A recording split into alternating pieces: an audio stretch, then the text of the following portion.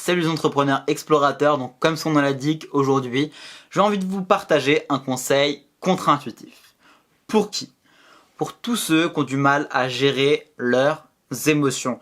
Que ce soit l'émotion de la peur, que ce soit l'émotion de la colère, que ce soit l'émotion de la tristesse, ou peu importe l'émotion que vous avez du mal à maîtriser, ou même si vous avez du mal à maîtriser toutes les émotions, je dirais même plutôt gérer que maîtriser, c'est vraiment fait pour vous. Et plus spécifiquement si vous êtes dans un cas bien particulier dont je vais parler dans la suite de la vidéo.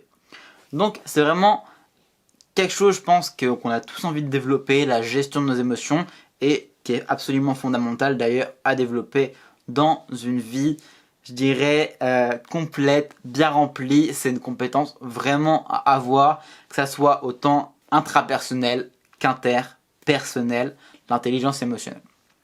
Donc, comment justement apprendre à mieux gérer ces différentes émotions? Le premier point, avant même d'apprendre à connaître la couleur des différentes émotions, ça va être d'apprendre à ressentir ou réapprendre à ressentir ces émotions. Il y a beaucoup d'entre vous, il y a beaucoup de personnes qui se retrouvent dans une situation tellement ils ont eu de petits chocs psychologiques et de refoulement de leurs émotions qui sont complètement coupés de leurs émotions.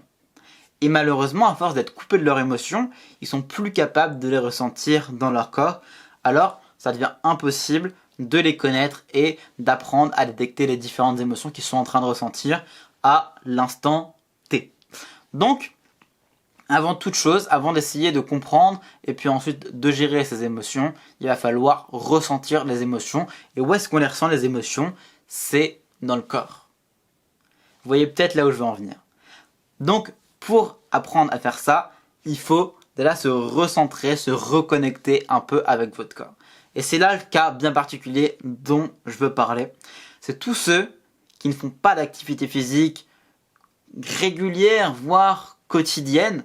J'invite vraiment, dès maintenant, à remettre en place cette activité physique quotidienne, non pas justement uniquement pour le corps, mais aussi pour votre mental, pour la gestion de vos émotions, parce que ça a un impact considérable sur votre capacité à gérer vos émotions. Donc une activité physique, c'est quoi concrètement? C'est si vous ne faites pas d'activité sportive, si vous ne faites pas assez de marche, ou si vous ne faites pas assez d'activité tout court, que ce soit je sais pas, aller courir ou peu importe.